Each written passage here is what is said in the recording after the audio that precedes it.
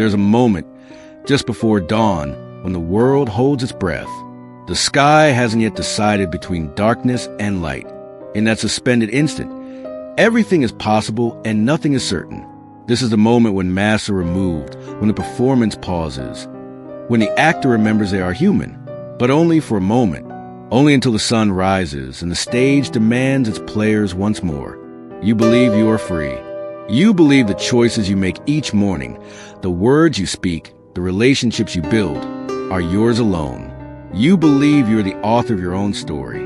But what if I told you that every choice you think you made was already written in a script you never saw? What if the freedom you cherish is itself performance, and you are both the actor and the audience, watching yourself play a role you never auditioned for? Welcome to the theater of human existence, where power writes the script, manipulation directs the scenes, and you, dear observer, are about to see what happens when the curtain is pulled back. This is not a comfortable journey. This is not a story with heroes and villains neatly divided. This is the truth about the masks we wear, the games we play, and the invisible hands that move us across the stage of life. Before we continue, a warning. The knowledge that's about to be shared cannot be unlearned. It will permanently change the way you see human relationships. If you're ready to abandon comfortable illusions and see what's behind the stage, subscribe now, because this isn't just a video. It's the beginning of your journey under the mask. Now let's begin. Picture a room. Not just any room, but the kind that exists in every city, every building, every corner of human civilization. The walls are painted in neutral tones, carefully chosen to offend no one and comfort everyone. There's a table, polished to reflection, and around it sit 6 people. They are dressed in the uniform of success, suits and dresses that cost more than some families earn in a month. Their faces are composed, professional, wearing an expression that says, I am competent, I am confident, I belong here. But watch closely. Watch the woman at the head of the table. Her name is irrelevant. Her title is Chief Executive Officer, but her true identity is something far more ancient. She is a player in the oldest game humanity has ever known, the game of power. Her hands rest on the table, fingers interlaced, a posture that suggests openness and collaboration. But notice how her thumbs press against each other, just slightly, a micro movement that betrays the pressure building inside her. She is about to make a decision that will affect hundreds of lives, and she knows it. More importantly, she knows that everyone in this room knows it. She speaks. Her voice is measured, each word carefully weighted and released in the air like a chess piece moving across a board. She talks about market conditions, about shareholder value, about the necessity of difficult choices. These are the words of business, the language of rationality and logic. But beneath them, running like a dark river under ice, is another message entirely. What she is really saying is this: I have the power to decide who stays and who goes. I have the power to grant security or inflict fear. And in this moment, you are all at my mercy. The 5 others listen. They nod at appropriate intervals. They maintain eye contact, but not too much. They take notes, though nothing being said is new. They are performing the ritual of the meeting, the dance of corporate hierarchy. But inside where thoughts move faster than words, each of them is calculating who will be sacrificed, who will survive, and most importantly, what mask must I wear to ensure I am not the one chosen for elimination? There's a man to her left, mid-40s, with silver threading through his dark hair in a way that suggests distinction rather than age. He has worked for this company for 17 years. 17 years of late nights and missed birthdays, of swallowed pride and strategic friendships. He has built his life around this place, this identity, this role.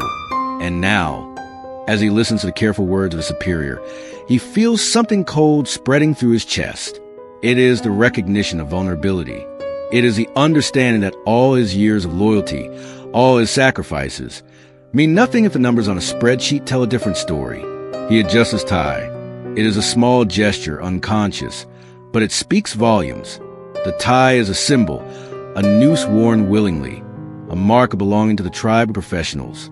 By adjusting it, he is reassuring himself that he still belongs, that he is still part of the group, that his mask is still in place. But his hand trembles, just for a fraction of a second, and the woman at the head of the table sees it. She sees everything. That is her gift and her curse. She has trained herself to read the invisible language of human fear, and she uses it the way a musician uses an instrument. Now, let us pause this scene and ask a question that will guide us through this journey.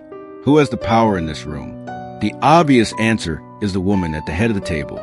She has the title, the authority, the ability to make decisions that alter lives. But is that the whole truth? Or is there something more subtle, more complex happening here? Power, you see, is not simply about position or authority.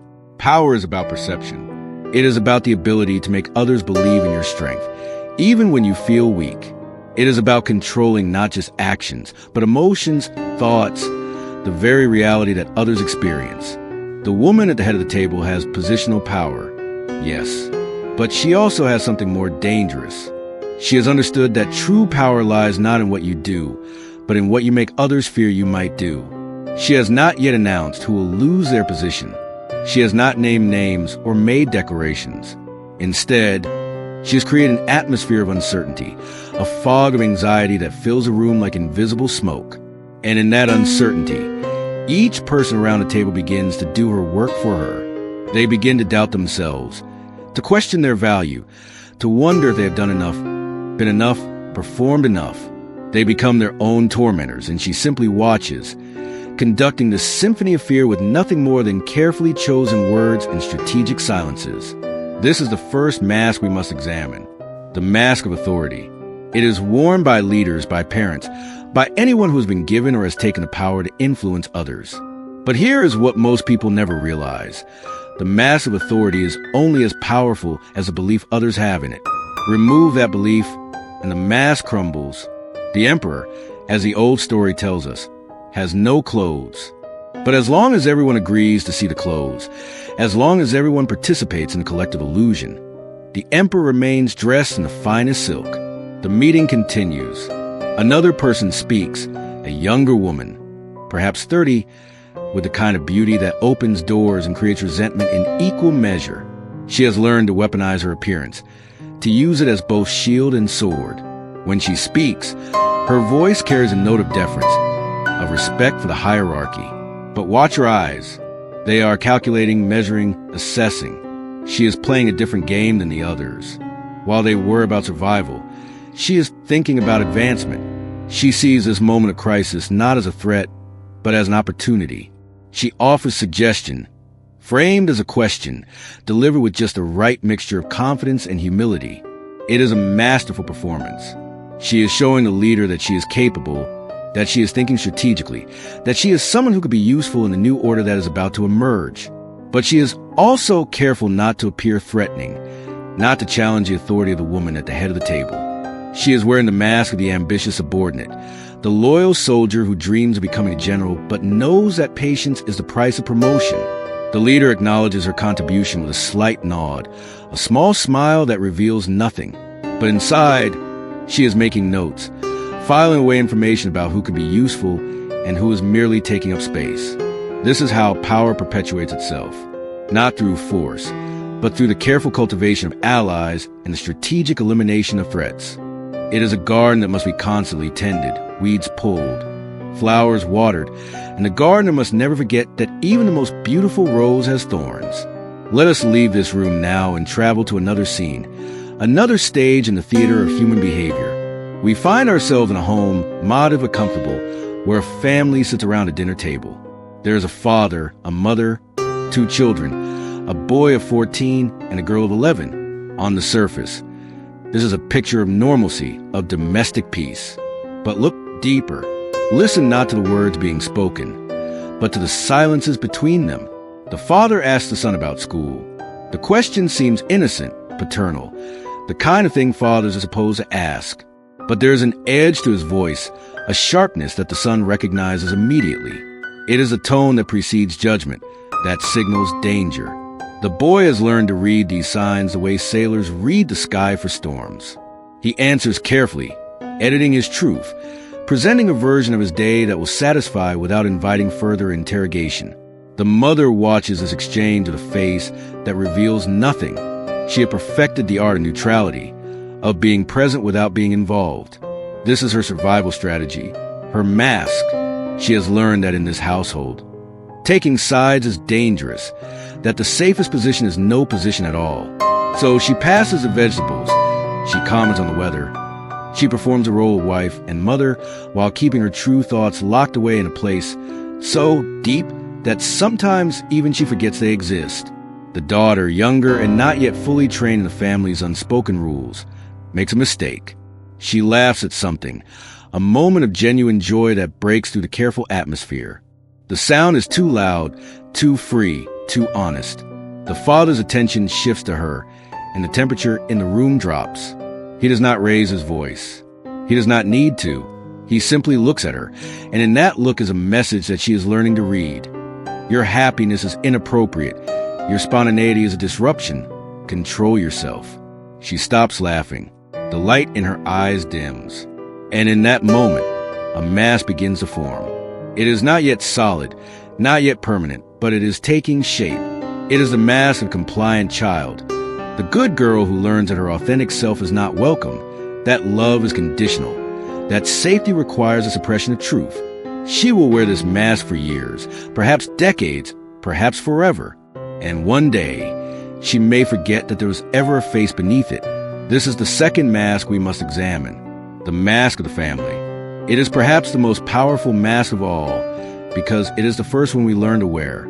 We are taught, from our earliest moments, that certain feelings are acceptable and others are not, that certain behaviors will be rewarded with love, and others will be punished with withdrawal.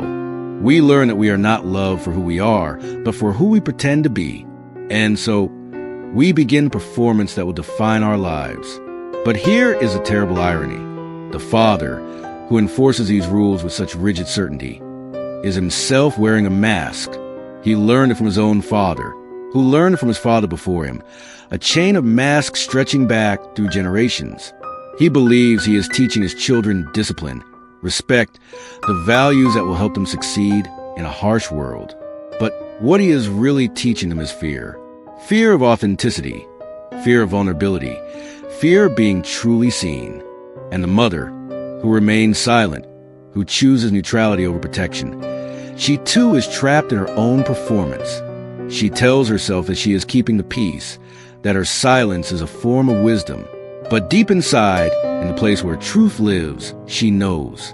She knows that her silence is complicity, that her neutrality is a choice, and that every time she fails to speak, she teaches her children that love is not strong enough to stand against power. Now we must ask ourselves a deeper question. Why do we wear these masks? Why do we participate in these performances? The easy answer is survival.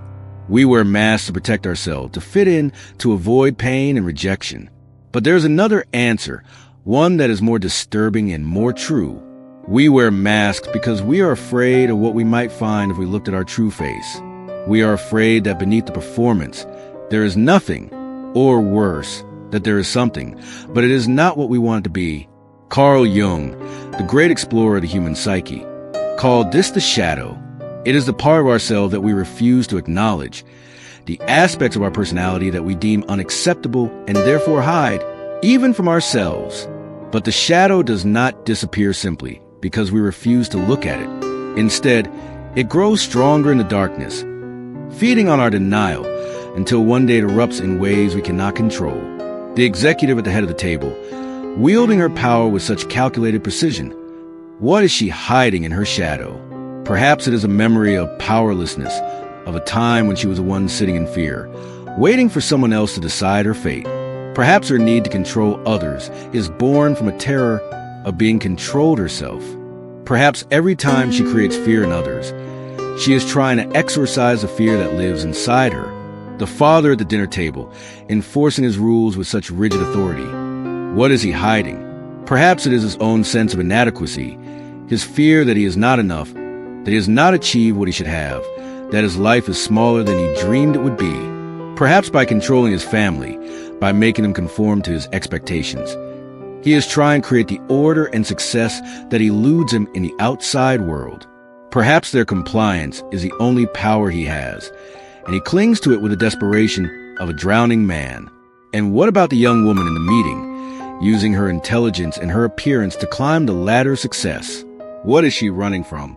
Perhaps it is a fear of being ordinary, of being overlooked, of being just another face in the crowd. Perhaps she learned early that love and attention are scarce resources, and the only way to secure them is through performance, through being special, through never letting anyone see the doubt and insecurity that churns beneath her polished surface. Let us shift our gaze now to another arena where masks are worn and power is wielded. We find ourselves in a place that promises intimacy but often delivers its opposite. We are in the space of romantic relationships, where two people come together believing they have found someone who will see them, truly see them, and love what they find. But more often than not, what they find is another performance, another mask, another player in the endless theater of human connection. Consider a couple, together for 3 years, living in an apartment that bears the marks of their shared life. Photographs on the walls, books mingled on shelves, the comfortable chaos of two lives intertwined. They are sitting on a couch, the television playing something neither of them is watching. There is a distance between them, not measured in inches, but in something far more profound. It is a distance of unspoken resentments, of needs unexpressed, of truths too dangerous to voice. She wants to talk. She has wanted to talk for weeks, maybe months. There is something growing inside her, a dissatisfaction, a sense that something is wrong, that they are drifting apart. But she does not know how to begin. She fears that if she speaks her truth, she will shatter the fragile peace they have constructed. She fears that he will be hurt, or worse, that he will be angry. So she wears a mask of contentment. She smiles when she should speak. She says everything is fine when everything is not fine. He knows something is wrong. He is not oblivious. Despite what she might think, he can feel the shift in her energy, the way she has become distant, the way her smiles no longer reach her eyes. But he too is afraid.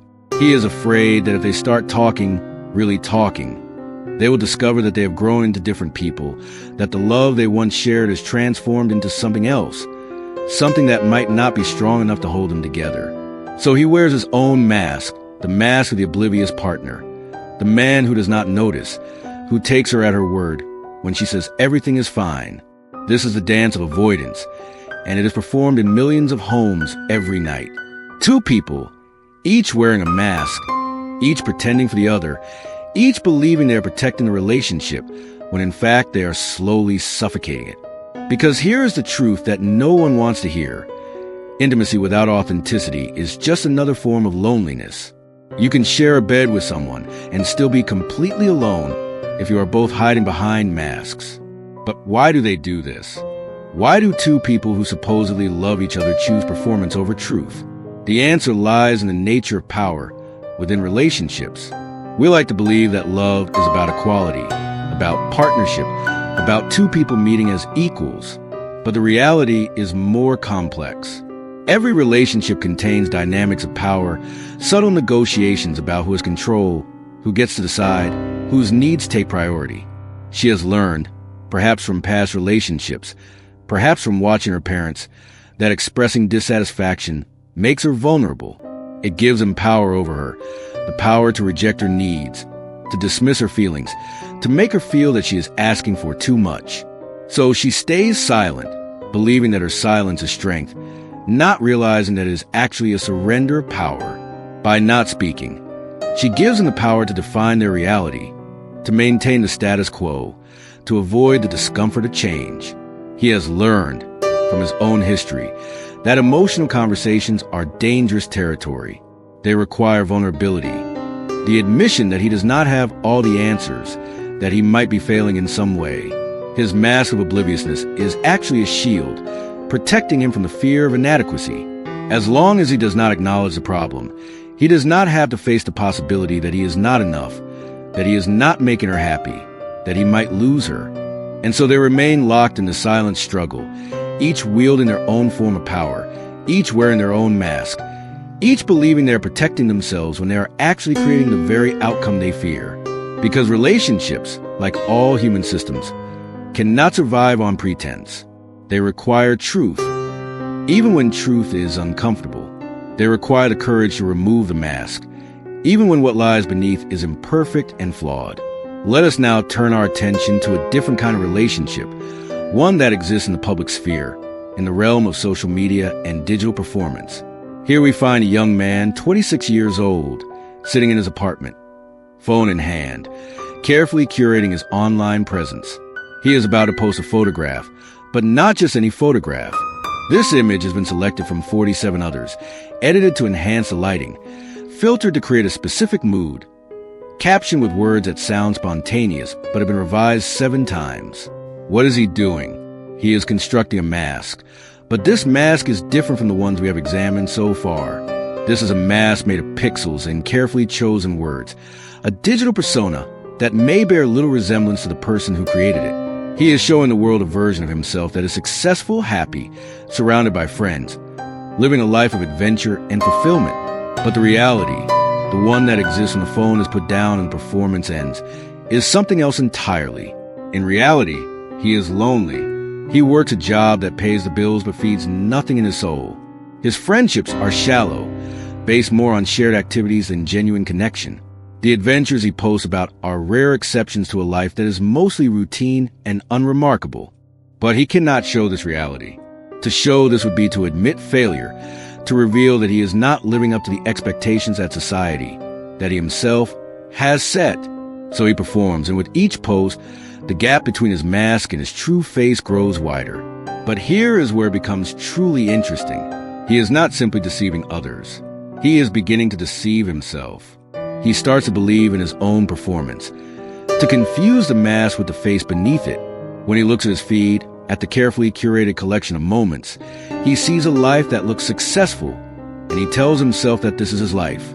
He forgets about the hours of loneliness, the nights of anxiety, the persistent feeling that something is missing. The mask becomes a reality, and the true face is forgotten.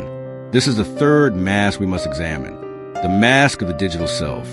It is perhaps the most insidious mask of all, because it is so easy to create and so difficult to remove.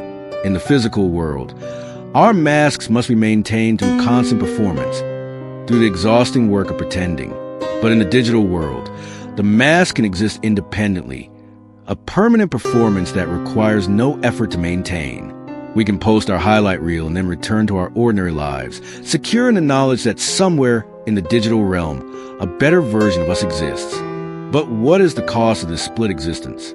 What happens to a person who lives simultaneously in 2 realities, one authentic and one performed?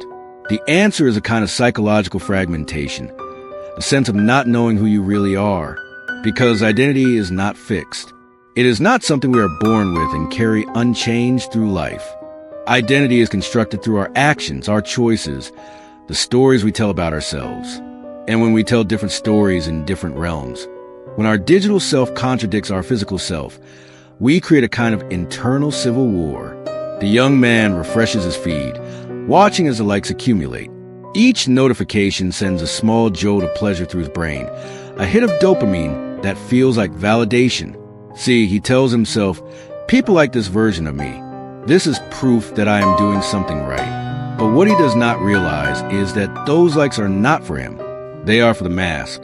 And the more he feeds a mask, the more he stars the face beneath it.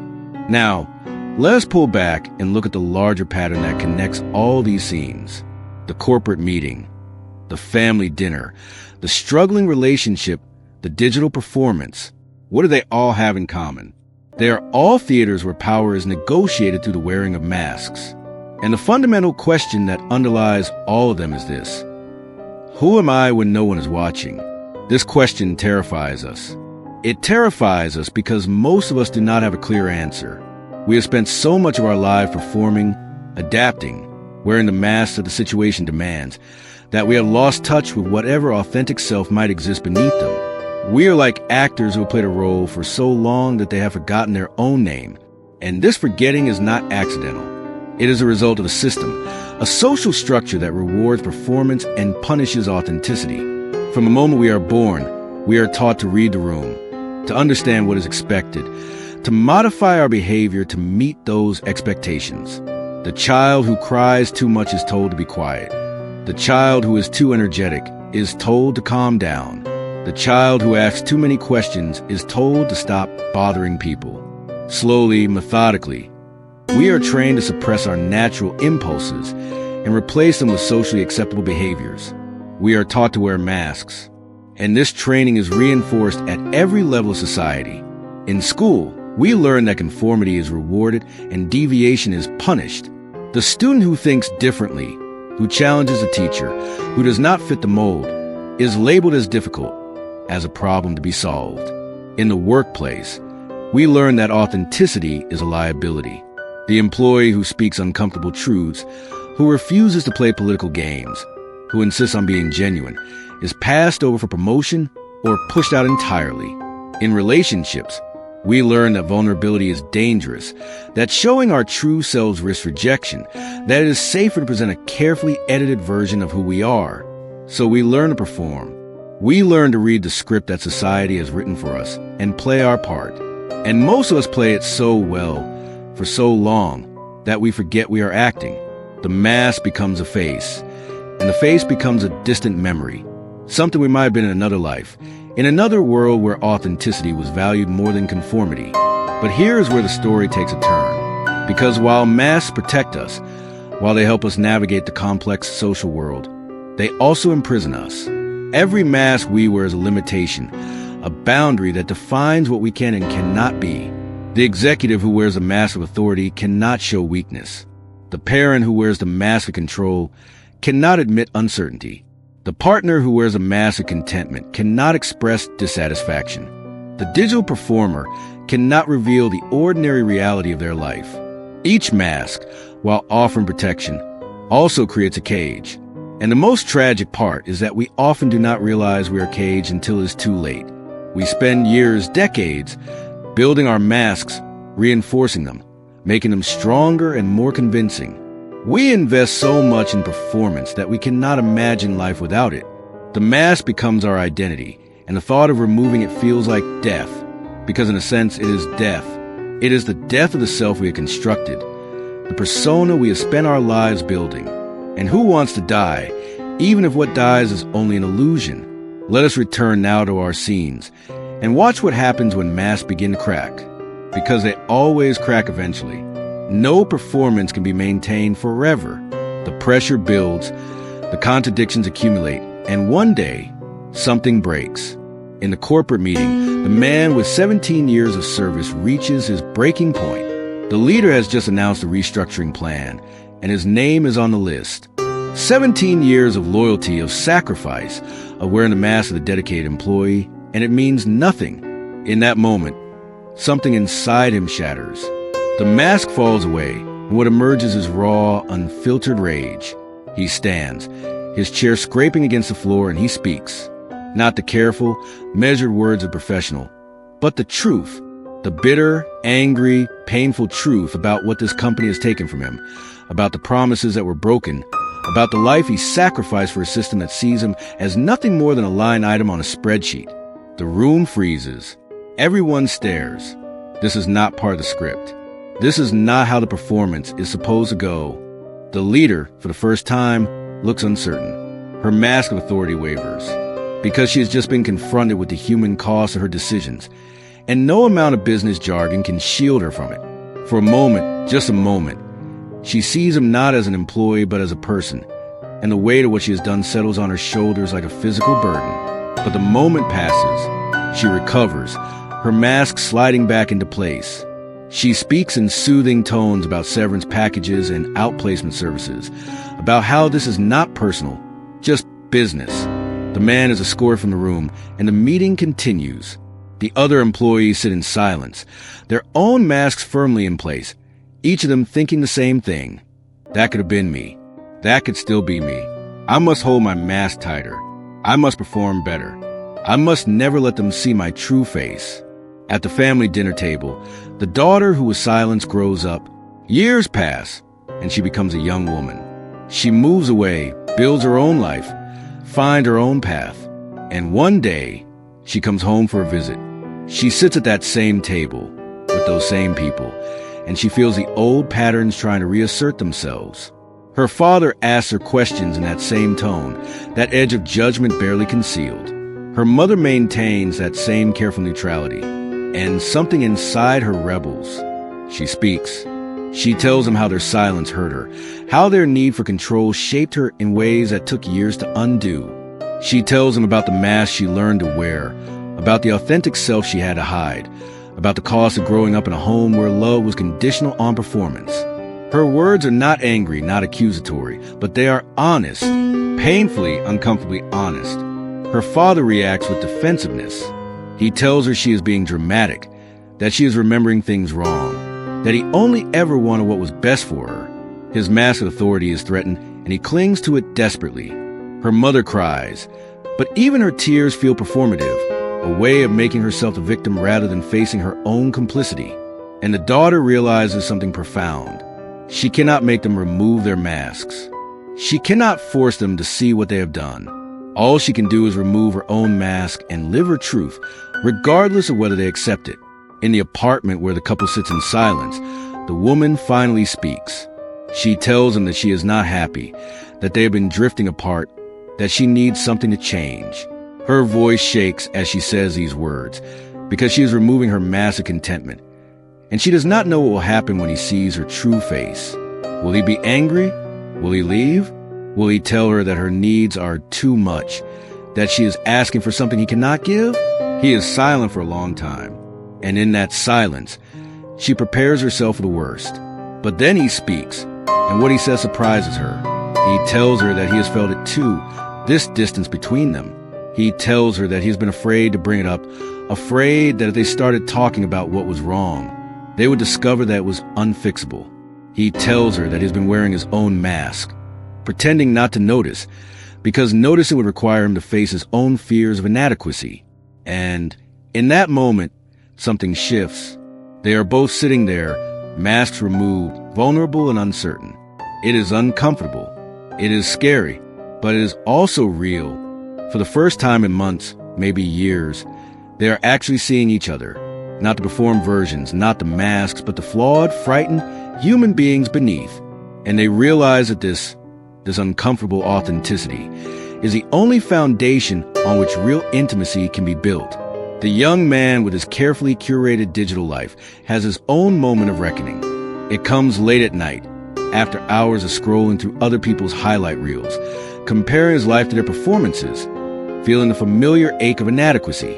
He looks at his own feed, at the mask he has constructed, and suddenly it all feels hollow. The likes, the comments, the validation from strangers, none of it fills the emptiness inside him. He does something radical. He posts a photograph that is not curated, not edited, not designed to impress. It is just him in his apartment, looking tired and uncertain. And he writes a caption that is honest. He writes about the loneliness, about the gap between his digital persona and his real life, about the exhaustion of constant performance. He hesitates before posting, his finger hovering over the button. This is not the script. This is not how the game is played. But he posts it anyway. The response is not what he expects. Some people scroll past, uncomfortable with this breach of digital etiquette. But others, many others, respond with their own honesty. They tell him that they feel the same way, that they too are tired performing, that they too long for something more real. And he realizes that beneath all the masks, beneath all the performances, there are millions of people feeling exactly what he feels. The loneliness is not unique to him. It is a shared condition of society that has forgotten how to be authentic. These moments of unmasking, these cracks in performance, they are dangerous. They threaten the social order, the carefully maintained illusions that allow society to function. Because if everyone stopped performing, if everyone removed their mask simultaneously, the entire system would collapse. The corporate hierarchies that depend on the illusion of meritocracy, the family structures that depend on the illusion of unconditional love, the relationships that depend on the illusion of compatibility, the social media platforms that depend on the illusion of connection. All of it would crumble if we all decided to stop pretending. And this is why authenticity is so threatening. This is why people who refuse to wear masks are often punished, marginalized, labeled as difficult or crazy or dangerous. They are not punished because they are wrong, but because they are right. They are right in a way that threatens the comfortable lies we have all agreed to believe. They are mirrors that reflect back to us the masks we are wearing, and we hate them for it, because we do not want to see. But here's the paradox. While masks imprison us, while they limit us, while they separate us from our authentic selves and from genuine connection with others, we cannot simply discard them. We cannot walk through the world completely unmasked, showing our raw, unfiltered selves to everyone we meet. That would be chaos. That would be vulnerability without wisdom, authenticity without discernment. The goal is not to eliminate masks entirely, but to become conscious of them, to understand when we are wearing them and why, to choose our performances rather than being unconsciously controlled by them. This is the path of psychological maturity. It is a journey from unconscious performance to conscious choice. It begins with the recognition that we are wearing masks, that the face we show the world is not the same as the face we hide. This recognition is painful because it requires us to admit that we have been lying to ourselves and to others. But it is also liberating because once we see the mask, we can begin to question it. We can ask, does this mask serve me? Does it help me navigate the world? Or does it imprison me? Is it a tool I use or a cage I live in? The second step is to explore what lies beneath the mask. This is a work of shadow integration, the process of acknowledging and accepting the parts of ourselves that we have hidden away. The executive must face her own powerlessness. The father must confront his inadequacy. The partner must acknowledge their dissatisfaction. The digital performer must accept their ordinariness. This is terrifying work because it requires us to see ourselves as we truly are, not as we wish to be or as we pretend to be. But it is necessary work because only by integrating the shadow can we become whole. The third step is to practice selective authenticity. This means learning to discern when it is safe and appropriate to remove the mask and when it is necessary to keep in place. Not every situation calls for complete vulnerability. Not every person deserves to see your true face. There are times when masks are necessary for survival, for protection, for navigating hostile environments. The key is to wear them consciously, to know that you are performing, and to be able to remove them when you are in safe spaces with people who have earned your trust. The fourth step is to build relationships based on mutual unmasking. This means finding people who are also on this journey, who are also willing to remove their masks, who can meet you in that vulnerable space of authenticity. These relationships are rare and precious because they offer something that performed relationships cannot: genuine connection. When two people can be authentic with each other, when they can show their flaws and fears and still be accepted, something profound happens. They stop being alone, not in the superficial sense of having company, but in the deep sense of being truly seen and truly known. Let us now examine the role of power in this process of unmasking, because power, as we have seen throughout this journey, is intimately connected to the wearing of masks. Those who have power use masks to maintain it. Those who lack power use masks to survive. And the entire social structure depends on everyone agreeing to participate in the performance. But what happens when someone with power removes their mask? This is a revolutionary act, because it disrupts the hierarchy. When a leader admits uncertainty, when a parent acknowledges their mistakes, when someone in authority shows vulnerability, they are breaking the unspoken rules of the power game. They are saying, I am human, I am flawed, I do not have all the answers. And this admission, while it may seem like weakness, is actually a different kind of strength. It is the strength of authenticity, the power that comes from being grounded in truth rather than illusion. When a person in power can be authentic, they give permission for others to do the same. They create a space where masks are optional rather than mandatory. They transform the culture from one of performance to one of genuine human connection. This is rare, because it requires a kind of courage that most people in power do not possess. It requires the willingness to risk the very power they've worked so hard to attain. And what about those without power? What happens when they remove their masks? This too is a revolutionary act, but of a different kind. When someone who is oppressed, who is marginalized, who is expected to perform compliance and gratitude, when they remove their mask and speak their truth, they are claiming their humanity. They are saying, I will not pretend anymore. I will not perform for your comfort. I will not hide my pain to make you feel better about the system that benefits you. This is dangerous because it makes them vulnerable to retaliation. But it is also necessary, because change cannot happen as long as everyone is pretending that the system is working. Throughout history, every significant social change has begun with someone removing their mask. The civil rights activist who refused to sit at the back of the bus. The worker who organized a union despite the threat of being fired. The woman who spoke about sexual harassment despite knowing she would be disbelieved and attacked. The LGBTQ person who came out despite living in a society that condemned them. These acts of unmasking, these refusals to perform the expected role, they're the seeds of transformation, but they come at a cost. The person who removes their mask in a society that demands performance will be punished. They will be called troublemaker, difficult, ungrateful, crazy. They will lose jobs, relationships, social standing. They will be made an example of, a warning to others about what happens when you refuse to play the game. And this is why most people keep their masks on.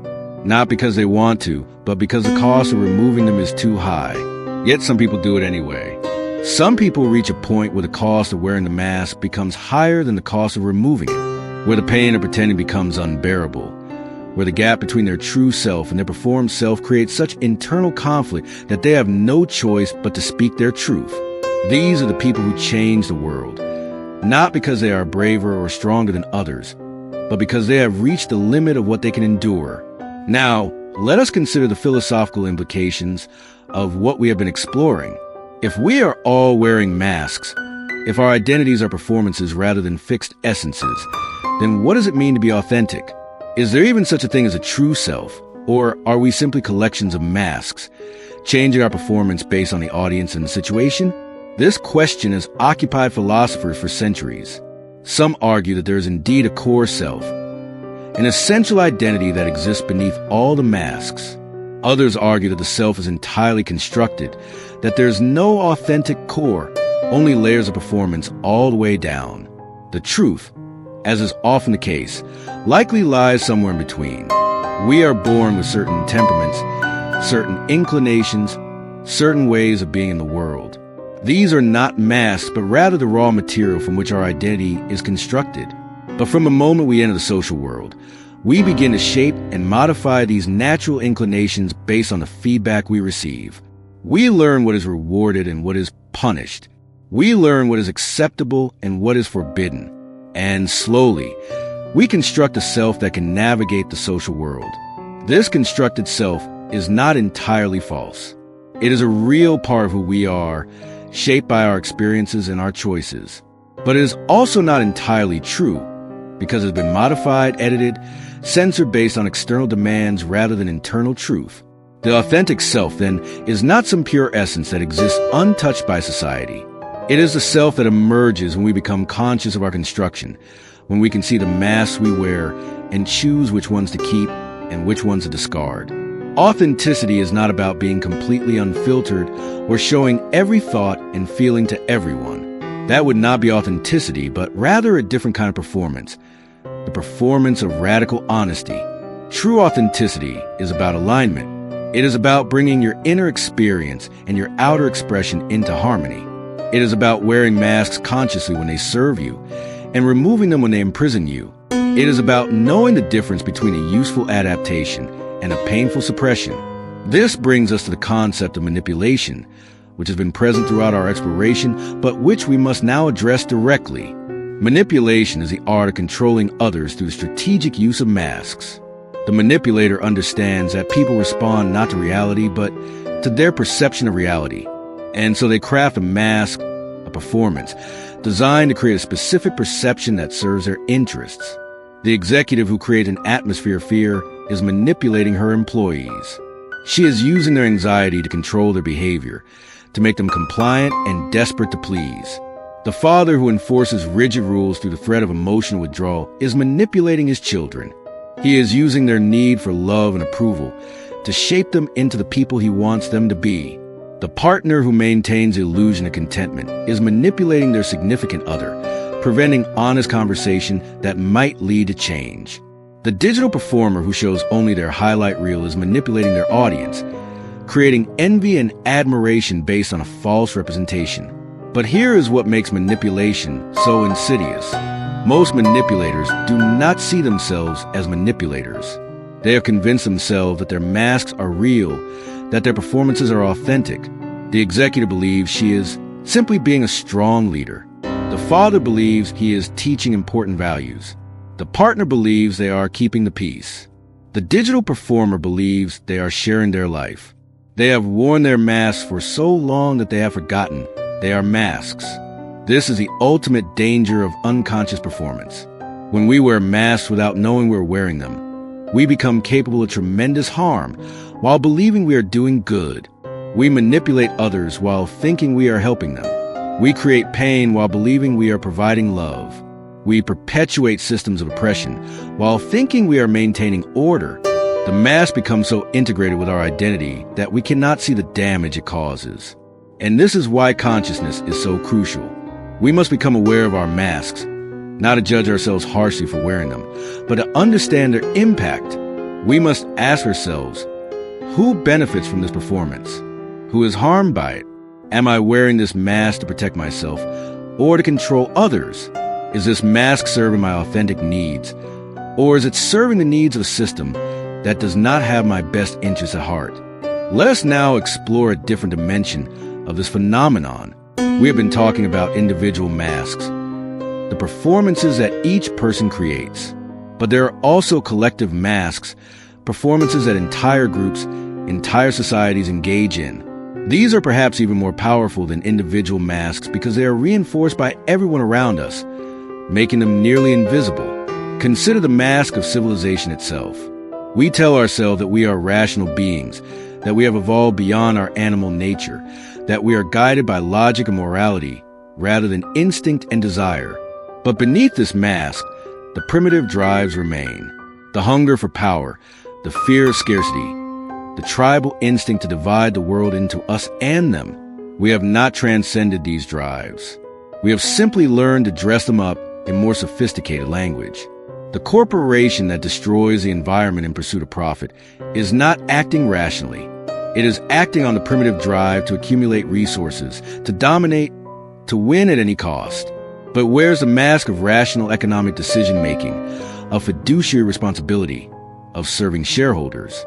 The nation that goes to war is not acting on carefully considered moral principles. It is acting on tribal fear and aggression, on the ancient impulse to eliminate threats and expand territory. But it wears the mask of national security, of spreading democracy, of protecting freedom. These collective masks are maintained through shared stories, through the narratives we tell ourselves about who we are and what we're doing. And these narratives are so powerful, so pervasive, that questioning them feels like questioning reality itself. To suggest that the corporation is not rational but predatory, that the nation is not noble but aggressive, is to be labeled naive, unpatriotic, a threat to the social order. The collective mask must be maintained at all costs, because if it falls, we will have to face the uncomfortable truth about what we really are. But some people do question these narratives. Some people see through the collective masks and speak about what they see. These are the whistleblowers, the activists, the artists, the philosophers who refuse to accept the official story. And they're almost always punished for it, because they are threatening the shared illusion that holds society together. They are showing us the face beneath the mask, and we do not want to see it. Yet the truth has a way of emerging, no matter how many masks we pile on top of it. The executive's company eventually faces a reckoning when the human cost of its policies becomes too visible to ignore. The father's children grow up and either perpetuate the cycle or break free from it. But either way, the truth of what happened in that home eventually comes to light. The relationship built on avoidance either transforms through honest conversation or ends in the pain of accumulated resentments. The digital performer either continues the exhausting charade until they burn out, or they find the courage to show their real face. And societies too face their reckonings. The collective masks crack under the pressure of their own contradictions. The narrative of endless progress collides with the reality of environmental destruction. The story of meritocracy collides with the reality of systemic inequality. The myth of rational decision-making collides with the reality of corruption and self-interest. And in those moments of collision, we have a choice. We can desperately try to repair the mask, to maintain the illusion, to go back to the comfortable lies. Or we can use the crack as an opportunity to see what lies beneath, to face the truth, and to begin the difficult work of transformation. This is where we are now as a society, as a species. The masks are cracking. The performances are becoming harder to maintain. More and more people are feeling the disconnect between the official narratives and their lived experience. More and more people are exhausted from the constant performance, from the pressure to maintain masks that no longer serve them. And this exhaustion, this collective fatigue, is actually a sign of hope, because it means we are ready for something different. We are ready to stop pretending. But what comes after the masks? This is the question that terrifies us, that keeps us clinging to our performances even when they cause us pain. We fear that without our masks, we will be vulnerable, exposed, rejected. We fear that our true face is not good enough, that it will not be loved, that it will not be accepted. And these fears are not entirely unfounded. The world can be cruel to those who show their authentic selves. Vulnerability is often punished rather than rewarded. But here is what we must understand. The alternative to wearing masks is not naive vulnerability. It is not walking to the world completely undefended, offering our soft underbelly to anyone who wants to strike. The alternative is conscious authenticity, which includes a wisdom to know when to be open and when to be guarded, when to trust and when to protect ourselves.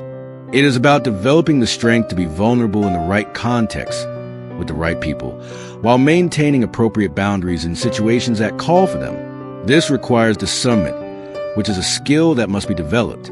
We must learn to read situations and people, to understand when we are in a safe space and when we are in a hostile one. We must learn to distinguish between people who have earned our trust and people who are simply performing trustworthiness. We must learn to recognize our own patterns, the ways we automatically put on masks in certain situations, and to question whether those automatic responses still serve us. This is not easy work. It requires constant vigilance, constant self-reflection, constant willingness to be uncomfortable. It is much easier to simply wear the mask, to follow the script, to play the role that is expected. And there is no shame in choosing that path. We all do it, to varying degrees, because we all need to survive in a world that often punishes authenticity. The question is not whether we wear masks, but whether we are conscious of wearing them, and whether we have moments, spaces, relationships where we can take them off. Let us return one final time to our characters and see where their journeys have led them. The executive, after the confrontation with her employee, goes home that night and cannot sleep.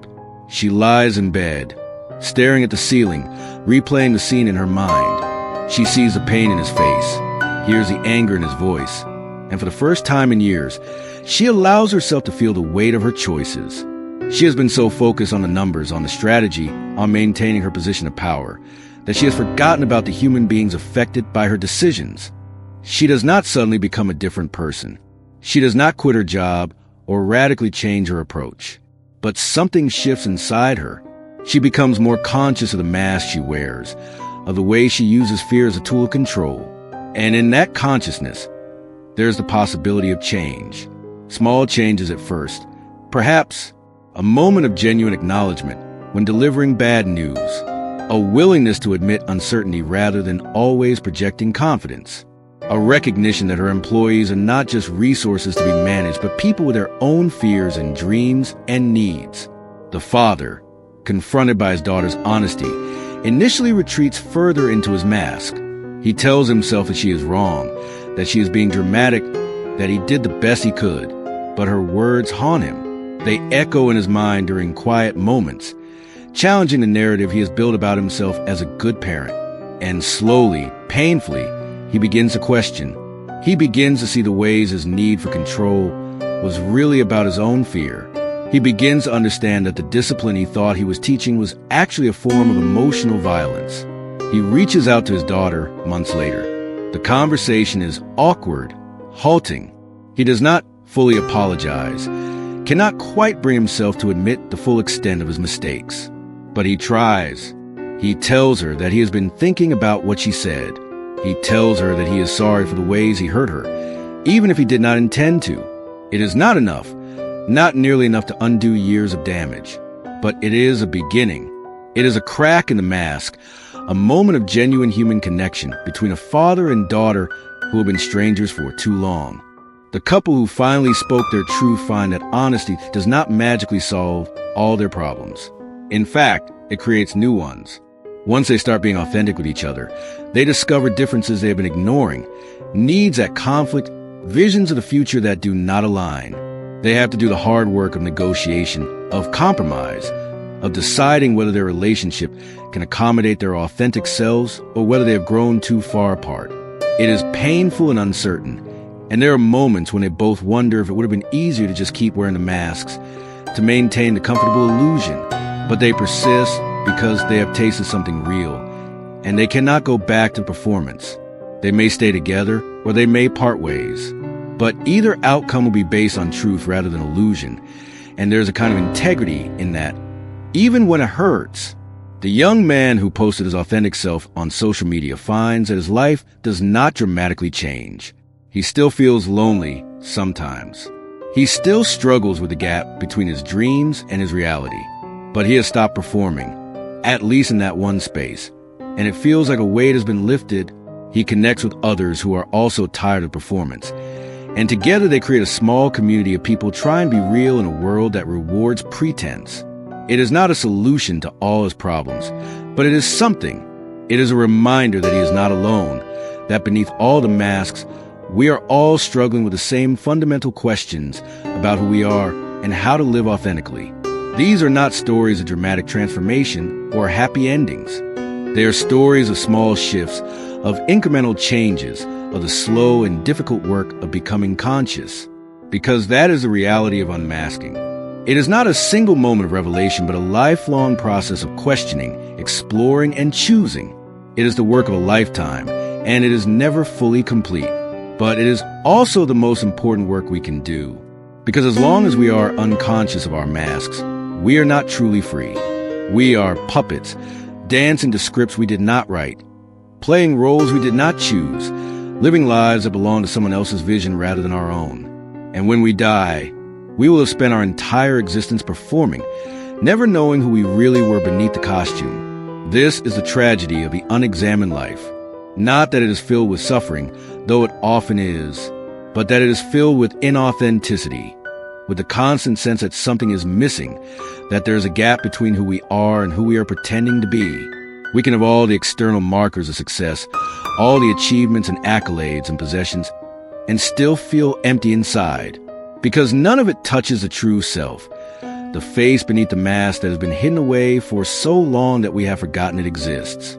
The path to authenticity begins with a simple question: who am I when no one is watching? Sit with this question. Do not rush to answer it. Let it percolate through your consciousness, challenging your assumptions, disturbing your comfortable narratives. Notice the resistance that arises, the ways your mind tries to avoid the question or provide easy answers. That resistance is the mask defending itself, trying to maintain its position. Push through the resistance. Look beneath the surface. What do you feel when you are alone? What do you want that you are afraid to admit? What parts of yourself have you hidden away because they were not acceptable? What would you do if you were not afraid of judgment? Who would you be if you did not have to perform for anyone? These questions are uncomfortable because they require us to face the gap between our authentic self and our performed self. They require us to admit that we have been lying, that we have been hiding, that we have been playing a role. And that admission feels like failure, like weakness, like something to be ashamed of, but it is not. It is simply the truth of being human in a world that demands performance. We have all done it. We are all doing it. The question is whether we will continue to do it unconsciously, or whether we will bring awareness to the process and begin to make different choices. As we approach the end of this journey, let us consider one final aspect of masks and power. We have talked about how masks limit us, how they imprison us, how they separate us from our authentic selves. But there's another side to this story. Masks also protect us. They allow us to navigate a complex and often hostile world. They give us the ability to adapt, to survive, to function in situations that would otherwise overwhelm us. The key is not to eliminate masks entirely, but to develop a conscious relationship with them, to understand that we are wearing them, to know why we are wearing them, and to be able to choose when to wear them and when to remove them. This is the difference between being controlled by our masks and using them as tools. When we are unconscious, the mask controls us. It dictates our behavior, limits our choices, defines our identity. But when we become conscious, we can control the mask. We can put it on when it serves us and take it off when it imprisons us. This conscious relationship with our masks is what allows us to move through the world with both authenticity and wisdom. We can be vulnerable with people who have earned our trust, while maintaining appropriate boundaries with those who have not. We can speak our truth in situations where it will be heard, while protecting ourselves in situations where it would be used against us. We can be authentic without being naive, real without being reckless. This is the art of living consciously in a world of masks.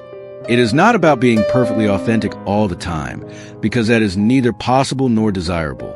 It is about being aware, about making choices, about knowing the difference between a mask that serves you and a mask that enslaves you. It is about finding the balance between adaptation and authenticity, between fitting in and standing out, between protecting yourself and connecting with others. And perhaps most importantly, it is about extending compassion to yourself and others for the masks we all wear. We wear them because we are human, because we are vulnerable, because we live in a world that is not always safe for authenticity. There is no shame in this. The shame comes only when we become so identified with our masks that we forget we are wearing them, when we use them to harm others, when we allow them to cut us off from our own humanity. So as you move through your life, as you navigate the complex social world with all its demands and expectations, remember this. You are not your mask. You are the face beneath it, the consciousness that observes a performance, the authentic self that exists whether or not anyone ever sees it. Your masks are tools, strategies, adaptations. They are not who you are.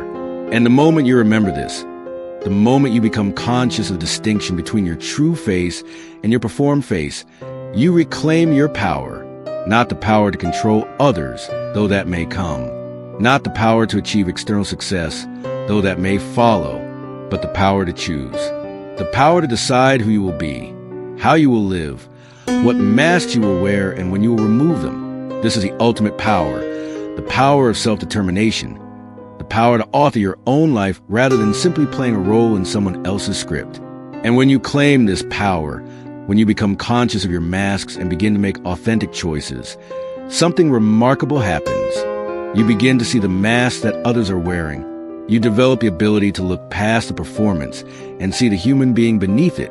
You recognize the fear that drives the executive's need for control, the pain that underlies the father's rigidity, the loneliness that motivates the digital performer's carefully curated posts.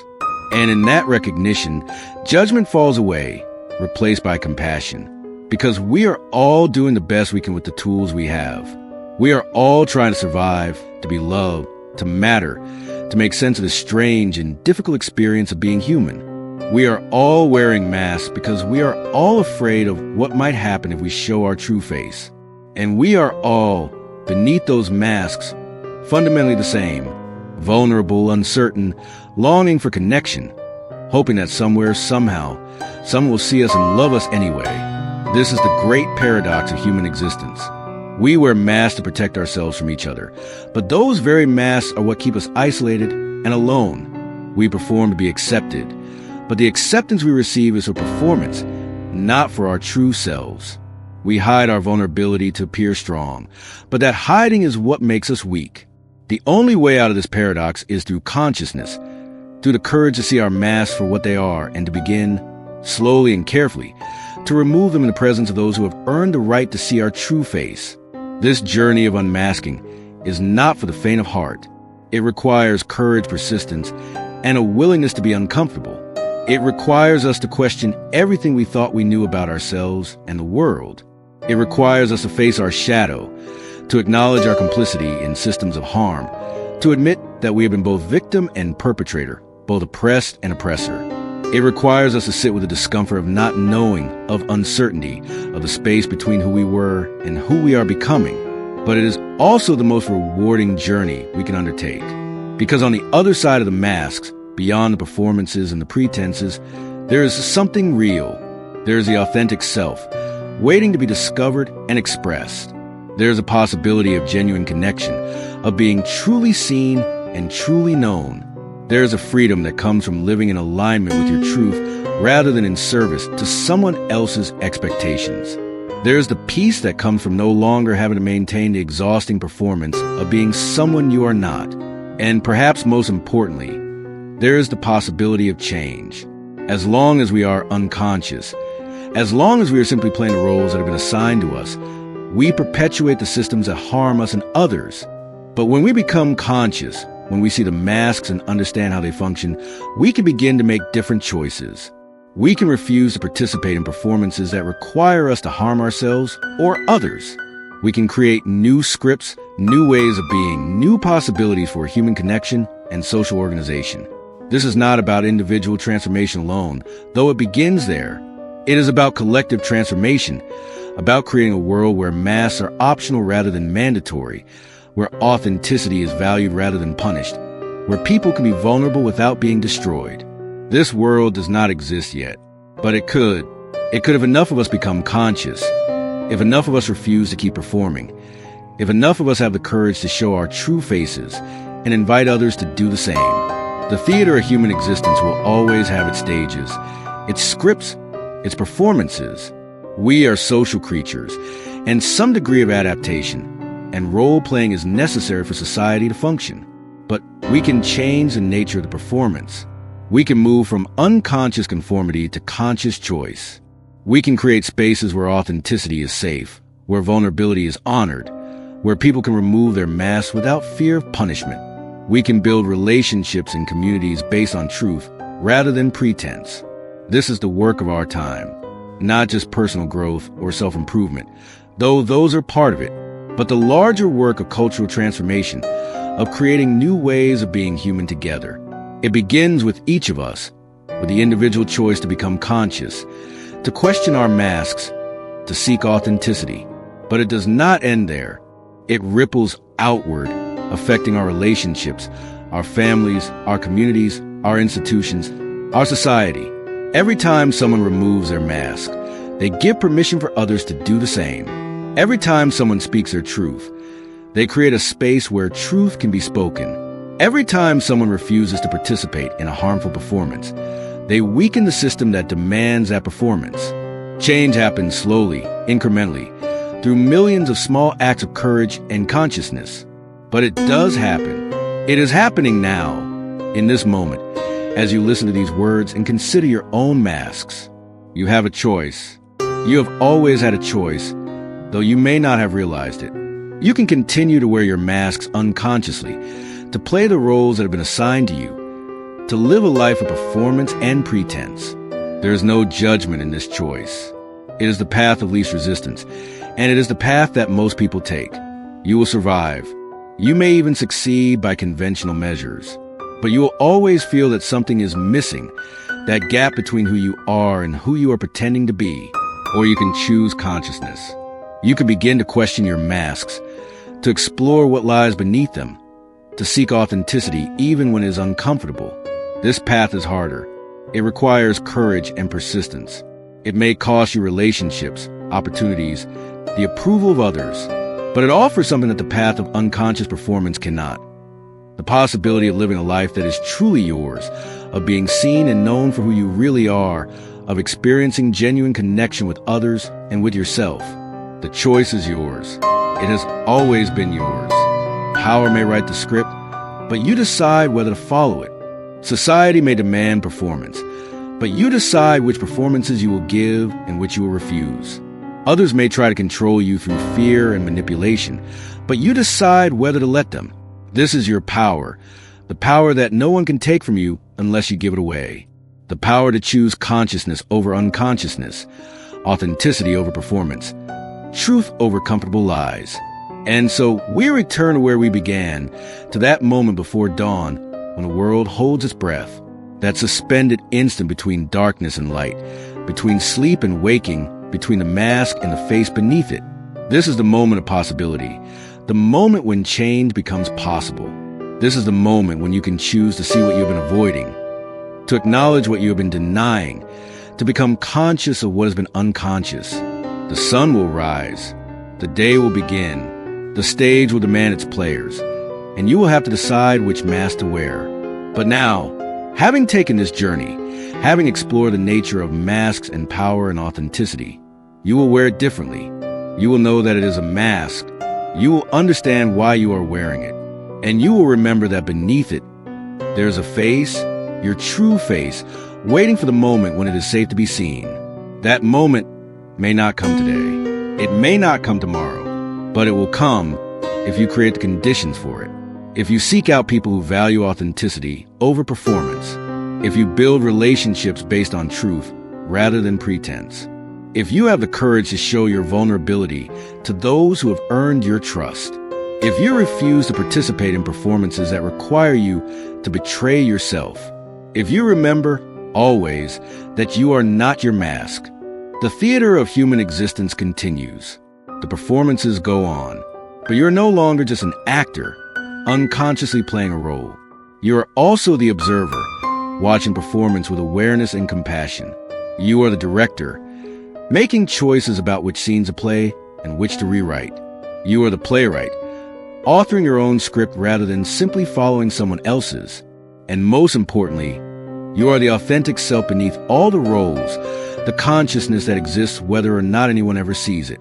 This is the truth that power does not want you to know, that beneath all the masks, beneath all the performances, beneath all the systems of control and manipulation, there is you, the real you, the authentic you, the you that exists independent of anyone else's expectations or demands, and that you has power, not the power to control others, but the power to choose your own path, to live your own truth, to be yourself in a world that constantly pressures you to be someone else. Power has not already decided for you, despite what the title of this exploration suggests. That was a provocation, a challenge, a way of getting your attention. The truth is more nuanced. Power has written a script and created a stage and assigned you a role. Power has made it difficult, sometimes dangerous, to deviate from that role. Power has created systems that reward conformity and punish authenticity. But power has not taken away your ability to choose. It has only made that choice harder, more costly, more frightening. And that is why most people do not make it. That is why most people live their entire lives wearing masks, playing roles, following scripts they did not write, not because they lack the ability to choose, but because the cost of choosing differently feels too high. But here is what they do not realize until it's too late. The cost of not choosing, the cost of living an inauthentic life, is even higher. It is paid in the currency of regret, of wondering what might have been, of reaching the end of life and realizing that you never really lived it. You do not have to pay that cost. You can make a different choice.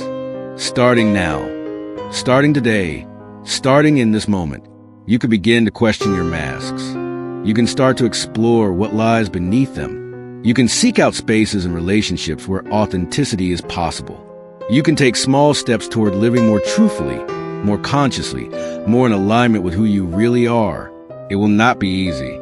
It will not be comfortable, but it will be real. And in a world of performances and pretenses, reality is the most precious thing there is. The masks will not disappear. You will still need them, still wear them, still use them to navigate the complex social world. But your relationship with them will change. They will become tools rather than prisons, choices rather than compulsions, performances you give consciously rather than roles you play unconsciously.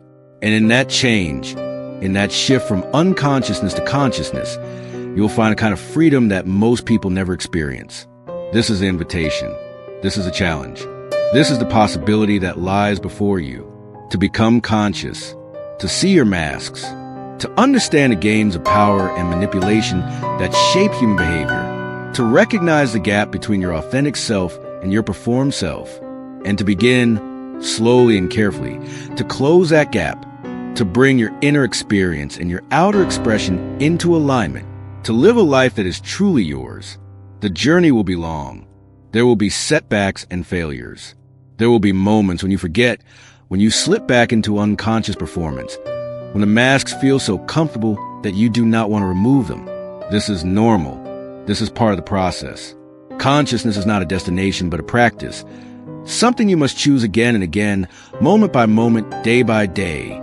But each time you choose it, it becomes a little easier. Each time you remove a mask, the face beneath it becomes a little clearer. Each time you speak your truth, your voice becomes a little stronger. And you will not be alone. There are others on this path, others who are also tired of performing, who are also seeking authenticity, who are also trying to live consciously in a world that rewards unconsciousness.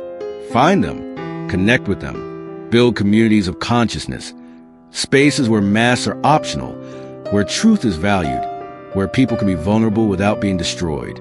These communities are the seeds of a different kind of world, a world where authenticity is possible, where power is used to empower rather than control, where human connection is based on truth rather than pretense. This world does not exist yet, not fully, not everywhere, but it is being built one conscious choice at a time, one removed mask at a time, one authentic connection at a time. And you can be part of building it, not by being perfect, not by never wearing masks, not by being completely authentic all the time, but by being conscious, by questioning, by choosing, by remembering that beneath all the performances, there is something real, something true, something worth protecting and expressing and share with others. The stage is set. The lights are on. The audience is waiting. But you are not just an actor anymore. You are also the director, the playwright, the observer.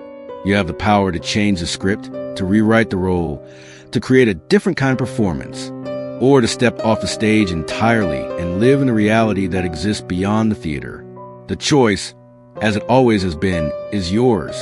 And so, the curtain falls on this act, but the show continues inside each of us in the silence of our thoughts. The mask we've analyzed today, you may know it well, you may wear it, or perhaps you see it in someone you love. The comment section below is not a place for judgment. It's our stage for confessions, a safe space for observers. Use that space to share your story. What mask did you have to wear to survive? We want to hear from you. And if you felt understood here, subscribe. Because here you're not alone. Together, we'll keep unraveling human theater one mask at a time. The next act is about to begin.